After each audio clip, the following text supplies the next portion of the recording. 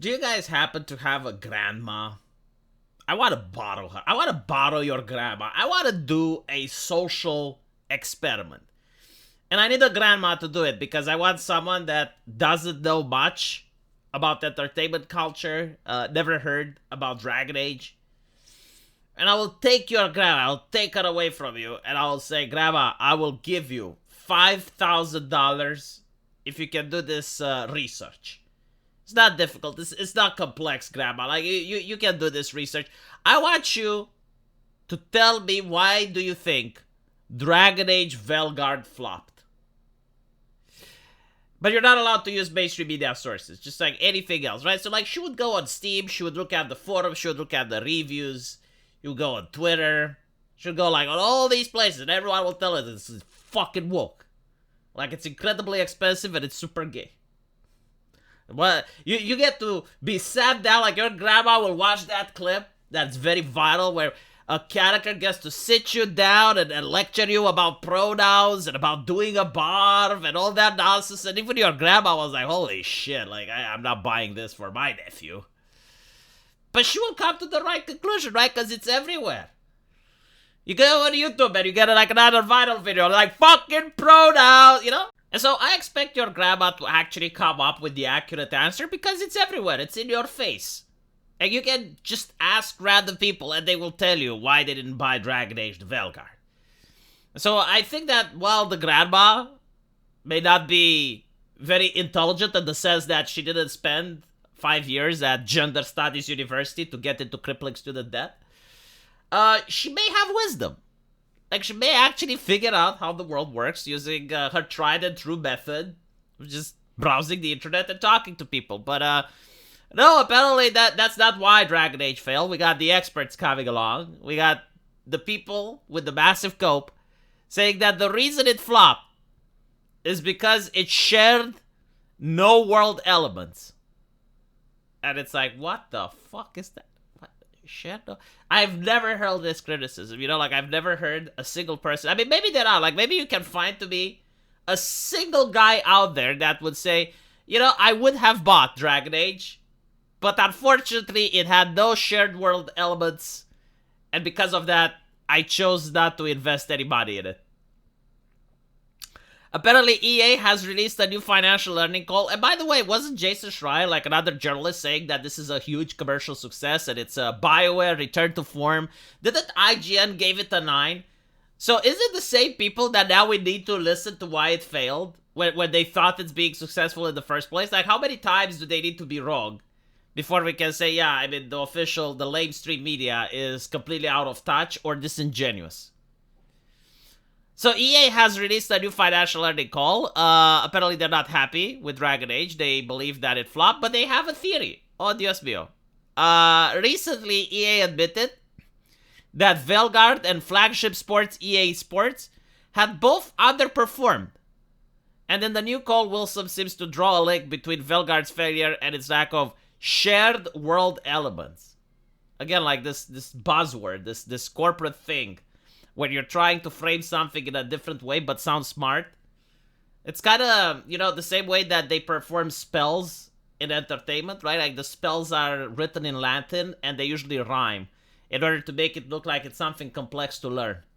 It's the same thing here, like by adding this level of mysticism, by calling shared world elements, you're basically trying to say it's because it didn't have microtransactions. That's pretty much what they're trying to say here. Like they're trying to say that the reason the game failed is because it lacked multiplayer and microtransactions. No, I'm not kidding. Like, listen, let's continue reading. He says that EA games need to directly connect to players who increasingly seek shared world feature and deeper engagement.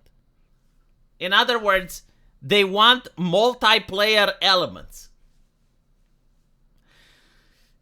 See, again, it's difficult to say if they're out of touch or they're just lying to the shareholders, because like both can be true. But Wukong came off last year. And Wukong is considered by many Game of the Year, and it has no multiplayer feature. It has no shared world elements. Resident Evil 2, another example, like a remake of a game that came out a couple of years ago, and it was considered, yet again, to be like almost the Game of the Year. And it had no shared world elements, no multiplayer feature. Like, this is a cope of unbelievable proportions, like when the entire community is unilaterally telling you, it's like you released a game that had chess cards, pronouns, lecturing people about pronouns. The characters look bland, unappealing. You had female characters that look like men with wigs, incredibly toxic, very uninteresting. And that's just like scratching the surface. Like when you go down, like there's a whole other array of issues, none of which have to do with the fact that the game lacked a multiplayer. Like what, do you think like people would have enjoyed being lectured about the pronouns if there was like someone else that sat with me at the table in order so that we can suffer together? Like, just so you know how bad this game is, right? I actually asked someone, it's like, hey, do you go on torrent sites? Like, believe it or not, piracy is not becoming an issue as much these days because of Steam. Like, generally, even in countries where piracy is not against the law, like, even there, like, the piracy has dropped. So, like, finding someone that actually pirates is a little bit more difficult. But eventually I did it. I asked the guy, it's like, okay, so on the websites that you browse, how many people are downloading Dragon Age Veilguard? You know, like, when people don't even want to pirate the game, you know that it's a bad game. Like, people aren't interested in getting it even if it's free. Like, it's to the point where if someone was to give me a super chat of $100 to play it, I would still say no. It's cringe. It's not entertaining. That's the main problem. And so, like, the cope, oh, well, it doesn't have multiplayer. If you were to make the exact same game but add multiplayer elements to it, it would have been worse. And that's actually the thing. Like, apparently they wanted this game to have multiplayer, which is probably why, like, the combat and everything else is so bare bones. I mean, it could be one of the explanations. But they decided that, no, like, it's not going to have multiplayer and they're going to focus on single player. But again, we have Concord that came out. Like, Concord came out and it was free.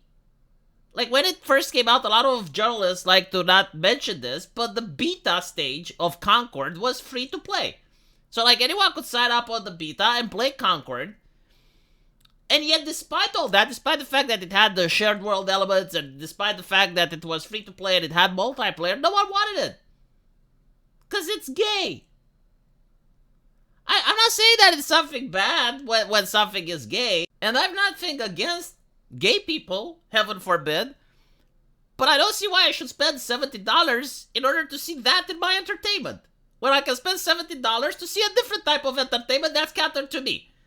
Now, I'm just one person, but it seems that the overwhelming amount of the market thinks the same way that I do. Like, people would rather play Nikkei, people would rather play, like, Korean gacha games that used to be at the bottom of the barrel a couple of years ago, because those are games that do cater to the wider audience. And the other audience for this type of games seems to be straight males. Like, these are the games that should be oozing toxic masculinity. Should be like grim, dark universe with a lot of blood, a lot of gore. You're the only one that can save the world. You need to save the damsel, and the damsel is nice, pretty, with big tits and a plump ass. And if you want to have, like, some LGBT romance, it should be, like, something that's sidelined. You know, like Dragon Age used to make it back in the day. But now what you're doing is, like, no, like, the sideline thing is front and center, and you're expecting hundreds of millions of sales. Like, no.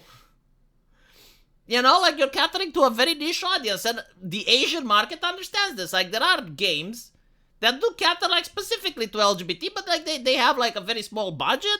And they understand that they have, like, a small and dedicated community. And there you go, you know, like, that's how you can actually fulfill the market. And the market will be fulfilled, because at the end of the day, you live in a capitalist society, and if there is a demand for something, someone will fulfill it. The only problem is that the demand for what you're trying to accomplish here is very fringe. And the way you accomplished it, like, even people that are from the LGBT community found this game to be extremely cringe. I think even, what was his name? Actmam? Like, even Actmam didn't defend this. Or was it Concord that he didn't defend? I forgot which one. But, like, this is a game that's hyper woke even for the woke. And until EA learns how to have these conversations and actually admit that it's time to go back to making entertainment again rather than pushing their virtues and values onto other people, or thinking that it's because of shared world elements, well, until that happens, I don't have high hopes for the new Mass Effect 4. I actually have very little hopes for it. Let me know what you guys think, though. And as usual, I will see you in the comment section. Take care.